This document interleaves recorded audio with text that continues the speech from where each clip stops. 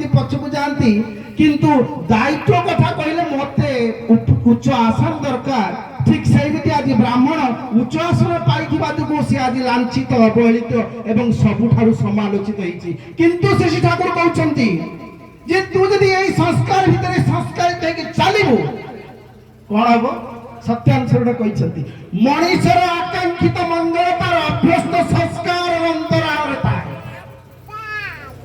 ମଣିଷର ତାର ମଙ୍ଗଳ ଅଭ୍ୟସ୍ତ ସଂସ୍କାର ଅନ୍ତରାଳରେ ଥାଏ। ନନା କହୁଥିଲେ ବ୍ରାହ୍ମଣ ପିଲାଟା ଯଦି ବେଦ ଅଧ୍ୟୟନ କରିବ ତାହେଲେ ସେ ବୋଧେ ଖୁବ ଦରିଦ୍ର ହେଇଯିବ, କିନ୍ତୁ ନା ନା ଏବେ ଆପଣ ଜାଣିଥିବେ 13 ବର୍ଷର ଯୁବକଟିଏ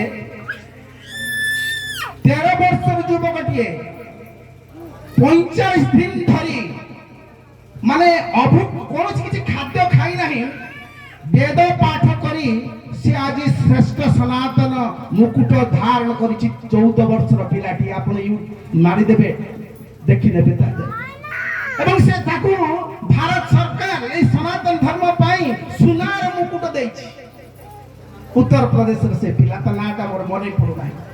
ତେଣୁ এই যে কথা আজ যে এই সংস্কার ହେଲା, এই সংস্কার ବହୁତ গুরুত্বপূর্ণ কথা ତା ଭିତରେ ଅଛି। କହୁଥିଲି ଶେଷ ସଂସ୍କାର যে ଯୋଉଠି ବିବାହ ସଂସ୍କାର ପରେ ପରେ ତାପରେ ଗର୍ଭାଧାନ ସଂସ୍କାର, ଗର୍ଭାଧାନ ପରେ ଯୋଉ ସଂସ୍କାରଟା ହୁଏ ସେଇଟା ହେଲା ପୁଂସବନ ସଂସ୍କାର, ଯାହାକି ଆଜି এই ପିଲାର ସେଇଠୁ ଆରମ୍ଭ ହେଇଥିବ। ଶ୍ରୀ ଠାକୁର କହୁଛନ୍ତି ଯେ ବ୍ରାହ୍ମଣ ପିଲାକୁ ଆମେ ସଂସ୍କାରିତ ପ୍ରତି ଷ୍ଟେପରେ ଯେଉଁ ସମୟରେ ଯାହା କରିବା କଥା ତାହା ଯଦି ନ କରନ୍ତି ସୁଫଳ ଠିକ ଭାବରେ ପାଏ ନା।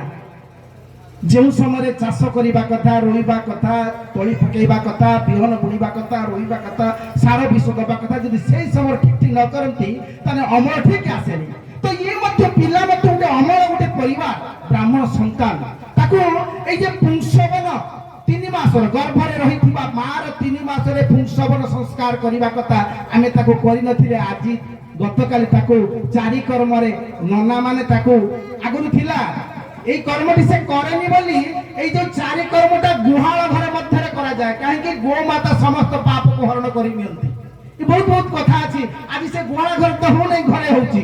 କାହିଁକି ଗୁହାଳ ଘରେ କରାଯାଏ ନା ପିଲାଟି 3 ମାସର ହବା ବେଳେ ଯୋଉ ପୁଂସବନ ସଂସ୍କାର ହବା କଥା ସେଇଟା ହେଇ ନାହିଁ। ତେଣୁ ଆଜି ସେ କର୍ତ୍ତା ଆଜି କରୁଛି ହେ ଗୋମାତା ତାର ଦୋଷକୁ ଖଣ୍ଡନ କରିଦେଇ ତାକୁ ତମେ ମୁକ୍ତି ଦେଇ ଦିଆ ଏବଂ ତାକୁ ଶୁଦ୍ଧଭୂତ ପବିତ୍ର କରିଦିଏ। ତ এই যে পুংসবন পরে ଆମେ କରନ୍ତି ସେଇ ଯୋଉ ସଂସ୍କାର ସେଇଟା କି ହଉଛି ଯୋଉ ଆମେ ଯୋଉ ମିଠା ଖାଇବା ପାଇଁ ଝିଅ ମାନେ ବୋହୂକୁ ଦିଅନ୍ତି, ସେଇଟା ହେଲା ସୀମନ୍ତ ନୟନ। ପିଲାଟି ଗର୍ଭରେ ସୁଷ୍ଟପୁଷ୍ଟ ହବ।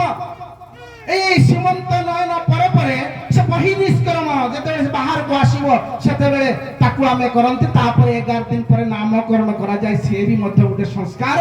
ଏବଂ ନାମକରଣ ପରେ ପରେ ଆମେ ତାକୁ ତାର ନାମକରଣ ହେଇଗଲା, ନାମକରଣ ଠିକ ଭାବରେ ତାର ଯୋଉ ଭାବରେ କରାଯାଏ ଏବଂ ତାପରେ ଆମେ ତାକୁ କଣ କରନ୍ତି ନା ଯେତେବେଳେ ତାକୁ ଭୋଜନ ଖାଇବା ଅନ୍ନପ୍ରାଶନ ତାକୁ ଖାଇବାକୁ ଦିଅନ୍ତି। এবং ଅନ୍ନପ୍ରାଶନ ପରେ ଚୂଡ଼ାକରଣ ଗୋଟେ ଅଛି ଯୋଉଟା କି সেই ସଂସ୍କାରଟି ବେଦୀରେ ଆରମ୍ଭ ହୁଏ। ଆଜି ଏ ପିଲାର କରାଯାଇଥାଏ। ଚୂଡ଼ାକରଣରେ ପିଲାକୁ ମୁଣ୍ଡନ କରାଯାଏ, ନଣ୍ଡା କରାଯାଏ ଏବଂ ତାଙ୍କୁ ବିଭିନ୍ନ ପ୍ରକାର ଦୁଧ ଦଧି ଏବଂ ବିଭିନ୍ନ ପ୍ରକାର ପଞ୍ଚାମୃତରେ ତାକୁ ସ୍ନାନ ଶୌଚ ଶୁଦ୍ଧ ପୂତ ପବିତ୍ର କରାଯାଏ ତା ଶରୀରକୁ ଏବଂ ତାପରେ ତିଳ ତର୍ପଣ କରାଯାଏ, ତାକୁ କର୍ଣ୍ଣବଧ କରାଯାଏ, କାନ ଫୁଡ଼ାଯାଏ। ଏ କାନ ଫୁଡ଼ାର ମଧ୍ୟ ବହୁତ ଗୁରୁତ୍ୱପୂର୍ଣ୍ଣ ଅଛି। ବେଦ ମନ୍ତ୍ର ଉଚ୍ଚାରଣ କରାଯାଏ, କାନ ଫୁଡ଼ା ହେଲେ ତା ଦେହ ଭିତରେ ନିରୋଗ ରହେ। ନା କହୁଥିଲେନି ଏଇ ଉପନୟନ ସଂସ୍କାରରେ ପିଲାଟିର ସଂସ୍କାରିତ କରିଦେଲେ ସେ ପିଲାକୁ କୌଣସି ବଡ଼ ବଡ଼ ରୋଗ ହୁଏ ନାହିଁ, ଏଟା ନିଶ୍ଚିତ କଥା। ଏବଂ ଯେତେବେଳେ ତାକୁ କାନ ଫୁଡ଼ା ଯାଉଥିବ ତାକୁ ବେଦ ଉଚ୍ଚାରଣ କର୍ଣ୍ଣ ଭଦ୍ରଂ କର୍ଣ୍ଣେଭି ଶୃଣୁୟାମଦେବ ଭଦ୍ରଂ ପଶ୍ୟେମ କବିଜ ଯାତ୍ରା ସ୍ଥିରୈରଙ୍ଗୈ ସ୍ତୁଷ୍ଠୋ ବାଗୋ ଶକ୍ନୋ ভীমসেমহি দেবহিতং জরায়ুঃ শতমিন্দু শরদুন্তি দেবাঃ যত্রা নশ্চক্রাজর সনতরুণম পুত্রসো যত্র পিতরো ভবন্তি মানো মধ্যারি ক্ষতা যুগন্তো অঙ্গদিতির দৌরদিতির অন্তরিক্ষামদিতির মাতা সপিতা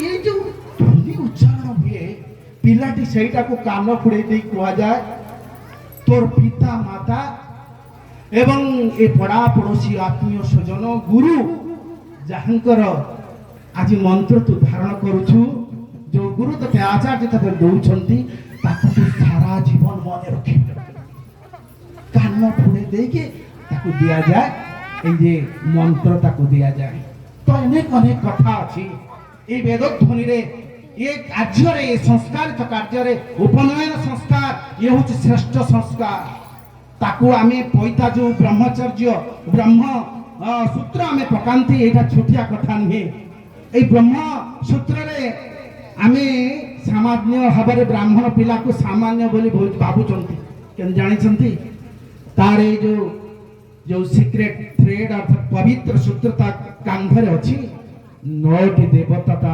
कांधरे अछंती ए आचार्य देव आह्वान करिछन्ति ओंकाराय नमः आवाहयामि अत्र सूत्रे प्रविश्याति ओम अग्नेय नमः आवाहयामि अत्राधिष्ठान करोः ओम प्रजापते नमः आवाहयामि अत्राधिष्ठान करोः पितृभे नमः आवाहयामि अत्राधिष्ठान करू आ बेसी कहू नाही समय हे गलानी तो सब देवता को ई सूता भीतर रखंती प्रतिष्ठित करंती एवं तापरे से ब्राह्मण पिलाटी पवित्र सूत्र को पकाई कांधरे ब्राह्मण पदवाच्य हुए से तापरे पूजित हुए नमो ब्राह्मण्य देवाय गो ब्राह्मण्य हिताय च जगद्धिताय कृष्णाय गोविंदाय नमो नमो आदि से ब्रह्मचारी के समस्त प्रणाम करुचंती एवं श्री आचार्य पाखरे प्रार्थना श्री ब्रह्मचर्य जीवन को समापन करी समावर्तन